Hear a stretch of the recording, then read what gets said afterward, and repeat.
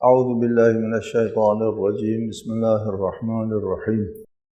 الحمد لله رب العالمين، والصلاة والسلام على أشرف الأنبياء والمرسلين وآله الطيبين الطاهرين. أعوذ بالله من الشيطان الرجيم.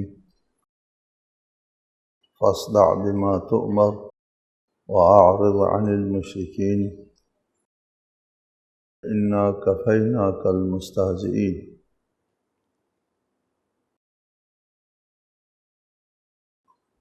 آپ کو جس چیز کا حکم ملا ہے اس کا واشگاف الفاظ میں اعلان کرے اور مشرکین کی اعتنا نہ کرے، اور آپ کے واسطے ان تمسخر کرنے والوں سے نپٹنے کے لیے یقیناً ہم کافی ہیں۔ رسالت مآب صلی اللہ علیہ وآلہ وسلم مکے میں مبعوث ہوتے ہیں کہ ایسے معاشرے میں اول تو معاشرہ غیر مہذب ہے، تعلیم اور تمدن کے نام کی کوئی چیز وہاں نہیں ہے۔ ثانیاً سب کا نظریہ جو ہے وہ بت پرستی ہے، وہ بتوں کو اپنا خدا اور معبود سمجھتے ہیں اور بتوں کی وہ پرستش کرتے ہیں، اور بتوں سے اپنی دنیاوی تمام معاملات کو وابستہ سمجھتے ہیں۔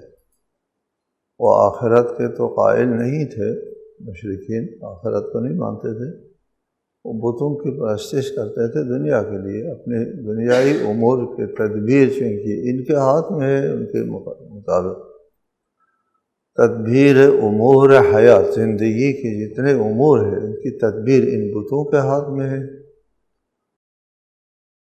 یعنی بت تو شریک ہے ان کے خداؤں کے، ان کے معبودوں کے ہاتھ میں ہے،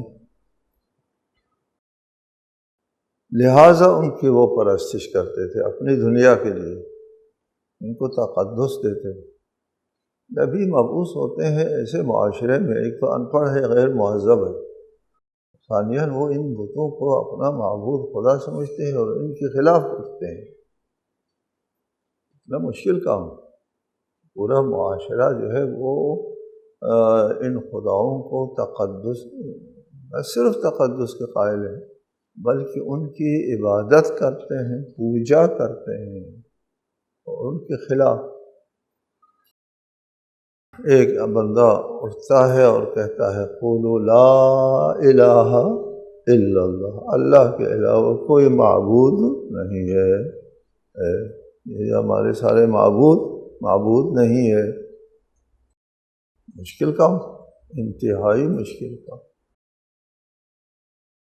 اس لیے لوگ اس کو رسول اللہ کو مجنون کہتے تھے، یہ دیوانہ ہے۔ لوگ سمجھتے تھے جس چیز کے اوپر ہمارے آباء و اجداد ہیں قائم ہے، اور ہم بھی اپنے جب سے ہم نے ہوش سنبھالا ہے اس وقت سے لے کر اب تک ہم انہیں بتوں کا پوجا پاٹ کر رہے ہیں، اور آج ایک آدمی کا آج کہتا ہے کہ یہ غلط ہے، یہ خود دیوانہ ہے، اس کا عقل صحیح نہیں ہے۔ آپ کے معاشرے میں بھی اگر کوئی چیز رائج ہے لوگوں میں، اس کے خلاف آپ بات کریں تو آپ کے بارے میں لوگ کہیں گے یہ دیوانہ ہے، یہ ہمارے روایات کے خلاف بات کرتا ہے۔ وہ تو روایات نہیں تھا بلکہ معبود،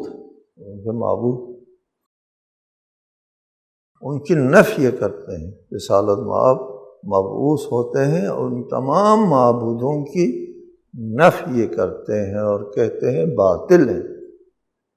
بہت مشکل کام، سب باطل ہے۔ 3 سال گزر جاتے ہیں مبعوث برسالت ہوئے رسالت مآب کو۔ ان 3 سالوں میں ابھی علل اعلان اپنی رسالت کا وہ کام نہیں کرتے۔ اس وقت سب سے پہلے جو ایمان لے آیا ہے وہ حضرت خدیجہ رضی اللہ تعالی عنہ و حضرت علی علیہ السلام یہ تو اور نماز قائم کرتے تھے، رسالت میں آپ امامت کرتے تھے اور یہ 2 ماموم پیچھے، 3 افراد پر مشتمل جماعت ہوتی تھی۔ لوگ وہاں سے گزرتے تھے، رسالت میں آپ ادھر وہ نماز پڑھ رہے ہیں، کیا کر رہے ہیں، مزاح کرتے تھے، جسارت کرتے تھے، اہانت کرتے تھے۔ اس آیت میں ہے کہ 3 سال کے بعد حکم ہوتا ہے فصدع، اب اعلان کرو، یہ چیر پھاڑ ڈالو ان دیواروں کو، فصدع اعلان کرو۔ ساتھ کہتے ہیں شگافتہ کرنے کو، چیرنے اور پھاڑنے کو کہتے ہیں، یعنی اعلان کرو، واشگاف الفاظ میں اعلان کرو، ان ساری دیواروں کو توڑ دو۔ بما تؤمر، جس چیز کا آپ کو حکم ہے، توحید، یعنی توحید کے اعلان کے لیے واشگاف الفاظ میں آپ لوگوں کو بتا دیں۔ وَأَعْرِضْ عَنِ الْمُشْرِكِينَ، معاشرہ مشرکین کا ہے، 100% مشرک، 2-3 آدمی جو مومن ہیں اس وقت، 3 سال گزرے ہیں ابھی صرف۔ وَأَعْرِضْ عَنِ الْمُشْرِكِينَ، یہ استہزاء کرتے ہیں، اہانت کرتے ہیں، یہ بے احترامی کرتے ہیں۔ اعرض، اعتنا نہ کرو، عن المشرکین، مشرکین آپ کو برا بھلا کہتے ہیں، مشرکین آپ کو دیوانہ کہتے ہیں، مشرکین آپ کی اہانت کرتے ہیں۔ اعرض، پچھلی آیت میں ذکر ہوا تھا فاصفح الصفح الجمیل، خوبصورت انداز میں درگزر کرو، اور یہاں پر ارشاد فرمایا وَأَعْرِضْ عَنِ الْمُشْرِكِينَ، مشرکین کو اعتنا میں نہ لاؤ، وہ آپ کی اہانت کریں گے، آپ کی بے عزتی کریں گے۔ اعرض، اس کو اعتنا میں نہ لاؤ، یعنی ان کے ساتھ الجھنا نہیں ہے۔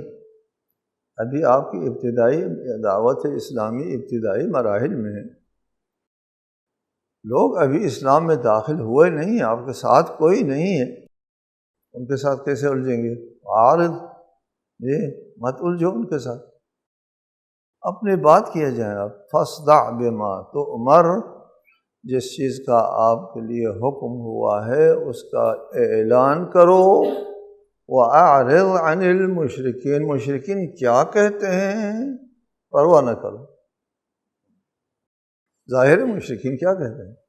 ان کے مقدسات کے خلاف ہے، ان کے معبود کے خلاف ہے، ان کے خداؤں کے خلاف جب کوئی بات کرتا ہے تو وہ برداشت کریں گے، ایسے چھوڑ دیں گے؟ احانت کریں گے اور پوری طاقت کے ساتھ مقاومت کریں گے، مقابلہ کریں گے۔ اس لیے فرمایا جو کچھ وہ کرتے رہیں۔ اعرض ہو، آپ ان کو اعتنا میں نہ لائیں۔ یہ اعرض جو ہے اعتنا میں نہ لائیں، کیسے، کیوں اعتنا میں نہ لائیں؟ ایک اللہ تعالیٰ اپنے رسول کو ایک پشت پناہی کی یقین دہانی کرتے ہیں،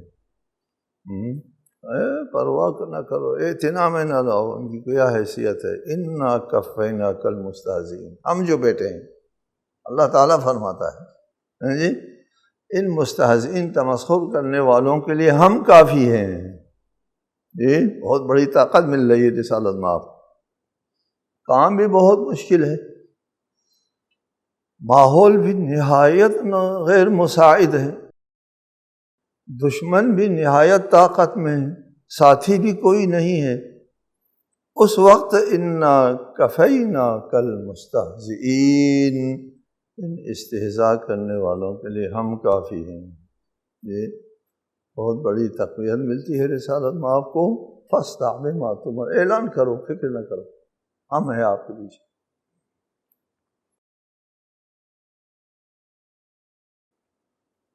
الذین یجعلون مع اللہ الہا آخر، فسوف يعلمون، مستہزئین کی حیثیت یہ ہے کہ وہ اللہ کو چھوڑ کر اور معبودوں کے پیچھے ہے۔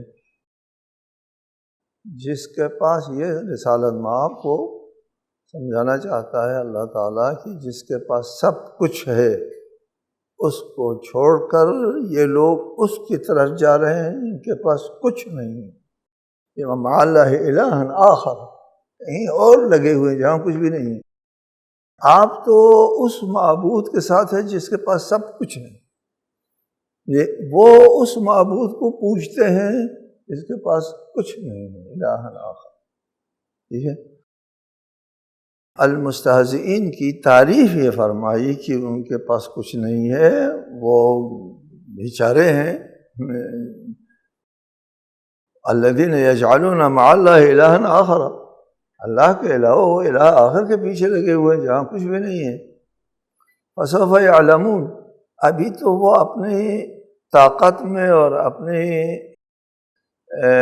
بالادستی کے اس میں غلط فہمی میں مبتلا ہیں یہ لوگ اس وقت۔ آپ تو اقلیت میں ہیں، آپ کے پاس کچھ نہیں ہے، آپ کے ساتھ ساتھی بھی نہیں ہے، سب کچھ ان کے پاس ہے، ابھی تو ان کو اندازہ نہیں ہے۔ فسوف یعلمون، زیادہ وقت نہیں گزرے گا ان کو پتہ چل جائے گا کہ وہ کس کا پوجا پاٹ کر رہے ہیں جی، اور آپ کس کے ساتھ۔ ٹھیک ہے، الذین یجعلون مع اللہ الہ آخر فسوف یعلمون، ان کو پتہ چلے گا کہ وہ الہ آخر کے جو پوجا پاٹ کرتے ہیں اس کی کیا حیثیت، کیا قیمت ہے، وہ ان کے لیے کیا کچھ کر سکتے ہیں وہ ان کے معبود و بت وغیرہ۔ وَلَقَدْ نَعْلَمُ أَنَّكَ يَضِيقُ صَدْرُكَ بِمَا يَقُولُونَ، سبحان اللہ۔ ارشاد ہوتا ہے کہ ہم کو پتہ ہے کہ یہ جو کچھ کہہ رہے ہیں اس سے آپ یقیناً دل تنگ ہو رہے ہیں۔ یضیق الصدر بما یقولون، وہ اہانت کرتے ہیں، استہزاء کرتے ہیں۔ تو استہزاء کرنے سے، اہانت کرنے سے انسان کے اوپر کوئی اثر مترتب نہیں ہوتا، ایسا نہیں ہوتا۔ کوئی کسی ظلم کرتا ہے تو پھر اس ظلم سے درد ہوتا ہے، مظلوم کو درد ہوتا ہے، تبھی تو صبر کی ضرورت ہے۔ اگر کچھ بھی نہ ہو تو صبر کی ضرورت نہیں ہے۔ رسالت مآب کے خلاف جب یہ لوگ اہانت کرتے ہیں تو آپ کا دل تنگ ہو جاتا ہے، یہ قدرتی بات ہے۔ دل تنگ نہ ہو، وہ کچھ کرے ادھر اصلاً پتہ نہ چلے پتھر کی طرح، تو پھر تو یہ کوئی صفت نہیں ہے، پھر تو ان کا مقابلہ کرنا اور صبر کرنے کی ضرورت نہیں ہے۔ پتھر کو کیا صبر کرنا ہوتا ہے، اس کو تو پتہ بھی نہیں چلتا کیا کہا جا رہا ہے۔ نہیں، یضیق صدر، آپ کے دل تنگ ہو رہے ہیں، آپ کو اذیت ہو رہی ہے، آپ مشکلات میں ہیں، اس کا ہم کو علم ہے۔ رسالت میں آپ کو پتہ ہے اللہ کو علم ہے، بتانے کی ضرورت نہیں ہے۔ بتانے کا مطلب یہ ہے کہ ہم آپ کے پیچھے ہیں، ہم کو علم ہے، ہم جانتے ہیں۔ ہم بھی آپ ایک دوسرے سے یہ بات کرتے ہیں کہ آپ کو پتہ ہے کہ مجھے علم ہے، اس کے باوجود آپ کو یہ تسلی دینے کہتے ہیں اور ہم کو پتہ ہے آپ کے ساتھ کیا ہو رہا ہے، پھر آپ تسلی میں وَلَقَدْ نَعْلَمُ، ہم کو پتہ ہے أَنَّكَ يَضِيقُ صَدْرُكَ بِمَا يَقُولُونَ۔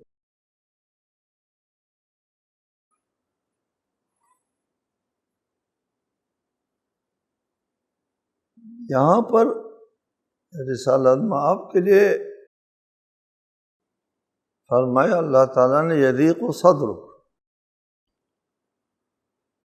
آپ کا دل تنگ ہو رہے ہیں، تو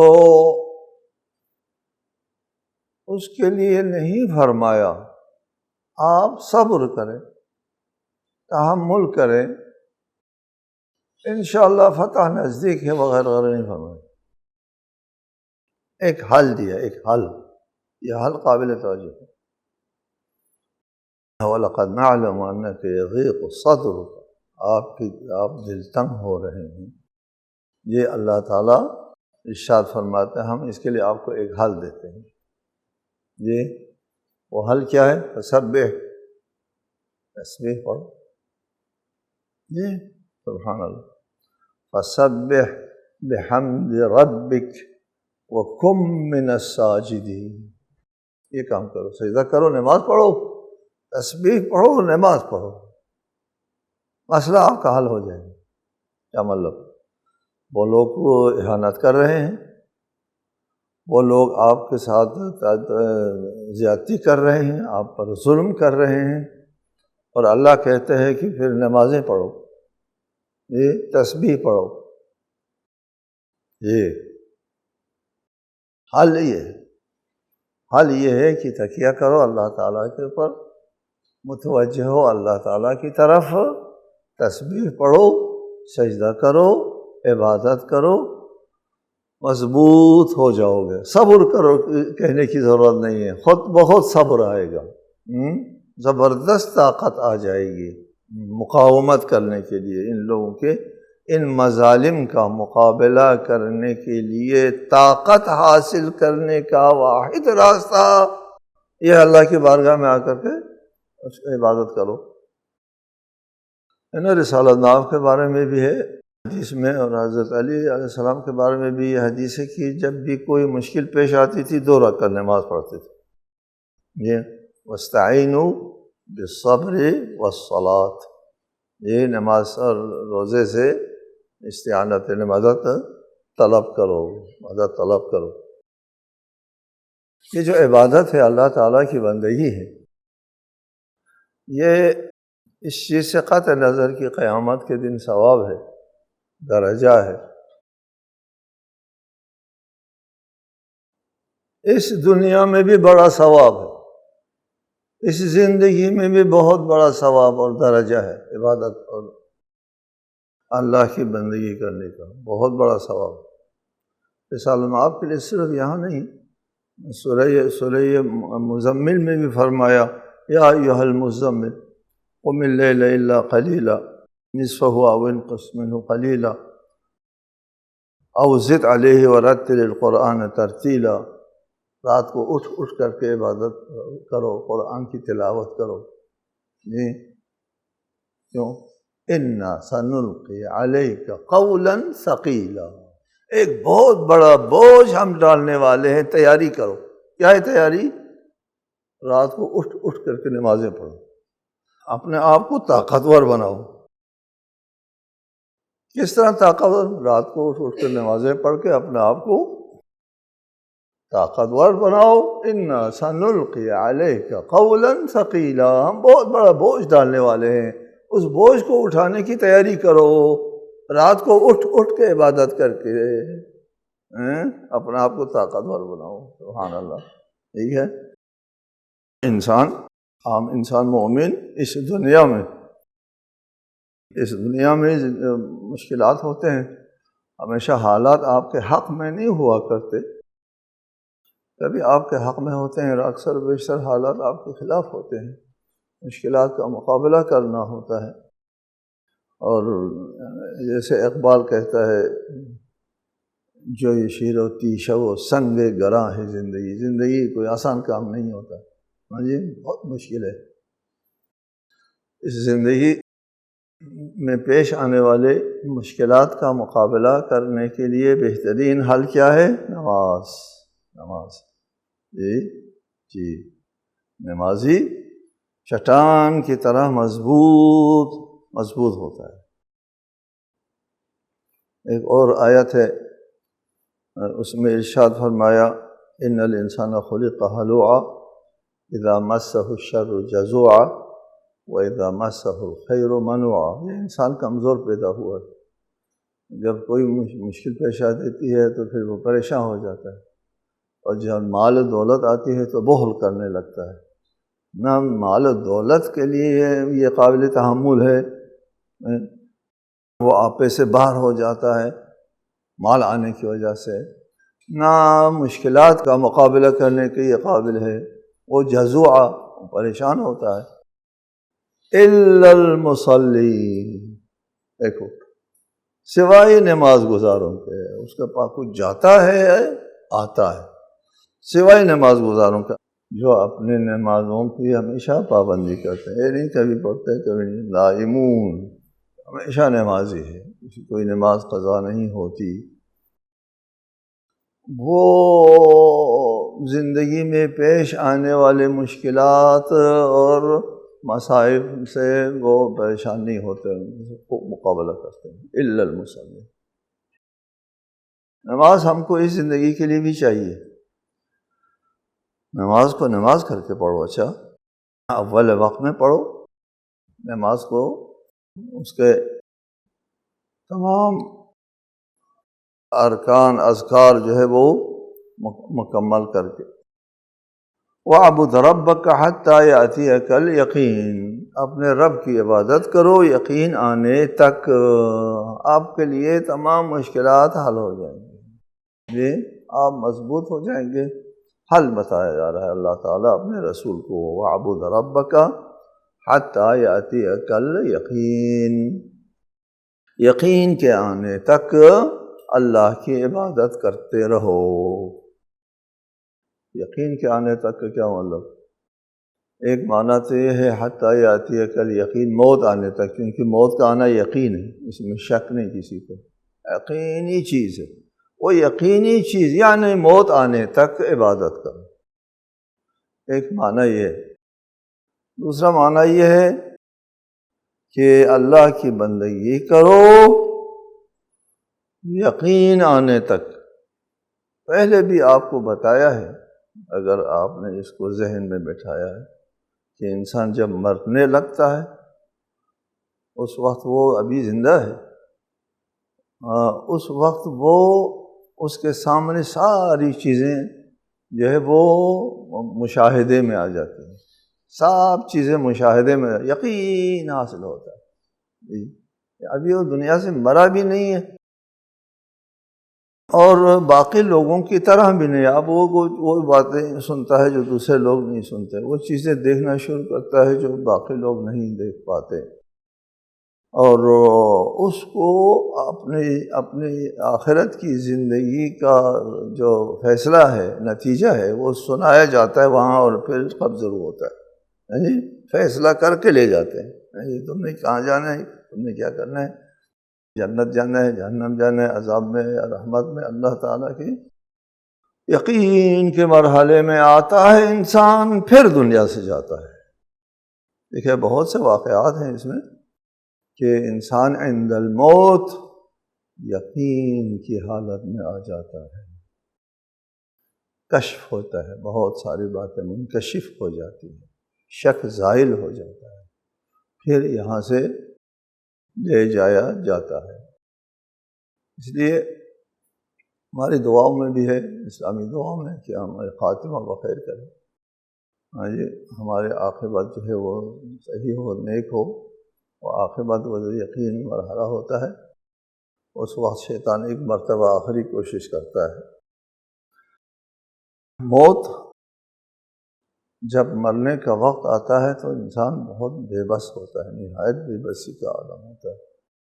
اس بے بسی کے عالم میں شیطان آتا ہے، کیا بات ہے، بے بسی ہے، مرنے والا ہوں، میرے اوپر ایمان لے آؤ، میں تمہاری جان چھڑا دوں گا، مرنے نہیں دوں گا، ٹال دوں گا اسرائیل کو، اس کو۔ اچھا ایسا ہے تو ٹھیک ہے، میں تیرے اوپر ایمان لاتا ہوں، پھر مر جاتا ہوں۔ عاقبت بخیر، یعنی مومن تو اس کی بات میں نہیں آتا، جو ضعیف الایمان ہے یا مومن نہیں ہے، ان لوگوں کے لیے عاقبت جو ہے وہ بہت زیادہ خطرناک ہے۔ پہلے بھی آپ کے لیے ہم نے بتایا ہے کہ موت کے وقت انسان کو اپنی آخرت کی زندگی کے بارے میں جو ہے وہ نتیجہ بتا دیا جاتا ہے اور بتا کر کے لے جاتے ہیں۔ یہ اس صحابی کا واقعہ میں نے آپ لوگوں کو سنایا تھا، جو حکومت کی دستگاہ اور حکومت کے دربار کے ساتھ جو وہ متصل ہو گیا، اور شرابی کبابی اور شراب کی محفلیں جماتا تھا۔ حضرت ابو بصیر جو ہے وہ مومن عالم شاگرد امام جعفر صادق، بہت بڑے عالم تھے، اس کا وہ ہمسایہ تھا، وہ بہت سمجھاتے تھے، وہ نہیں سمجھتا تھا۔ ایک مرتبہ ابو بصیر حج پہ جا رہے تھے، یہ آدمی آیا، پھر کہا اپنے مولا کے پاس مجھے ذرا یاد کرو، میرے بارے میں دعا کریں۔ ابو بصیر جاتے ہیں اور مولا کی خدمت میں کہتے ہیں کہ میرا ہمسایہ ہے اس قسم کا اس نے آپ سے دعا کے لیے کہا ہے۔ آپ نے فرمایا اس سے کہو اس گن سے نکل آؤ، میں تیری نجات کی ضمانت دیتا ہوں۔ واپس آتا ہے ابو بصیر، لوگ ملنے کے لیے آئے، یہ صاحب بھی ملنے کے لیے آیا، اور پھر اٹھنا چاہا، کہا کہ بیٹے کام ہے تیرے ساتھ۔ جب خلوت ہو گئی تو کہا کہ تم نے جو پیغام دیا تھا مولا کو، میں نے مولا کو تمہارا پیغام دے دیا، مولا نے یہ فرمایا اس گن سے نکل آؤ، تمہاری نجات کی میں ضمانت دیتا ہوں۔ اس نے کہا یہ کہا ہے مولا نے، اور پھر رونا شروع کر دیا، کہا ہے مولا نے، کہا ہے۔ اٹھ کے چلا گیا۔ اس نے جو حرام مال جو تھا شبہ وبہ کا مال سارا نکالا، ختم کر دیا، کچھ نہیں بچا۔ ابو بصیر کو بلایا، گھر کی دیوار کے پیچھے اور یام بیٹھا ہوا تھا، کپڑا بھی دے دیا تھا، وہ بھی شبہ کا کپڑا تھا، جسم پر جو کپڑا تھا۔ یہ کیا ہو گیا؟ میں نے یہ کام کیا۔ ہفتے بعد وہ بیمار ہو جاتا ہے۔ ابو بصیر گئے تو حالت نزع میں ہے، وہ حالت نزع میں ہے، بے ہوش ہوتا ہے۔ ہوش میں آ کر کے ابو بصیر کو دیکھا اور کہا قد وفانی صاحبک۔ اس زمانے میں صاحب کہتے تھے، امام نہیں کہتے تھے جی۔ قد وفانی صاحبک، آپ کے ساتھی نے میرے ساتھ وعدہ پورا کیا۔ پھر وہ دنیا سے چلا گیا۔ یعنی قد وفانی صاحب کا مطلب کیا ہے؟ اب یہ زندہ ہے جی۔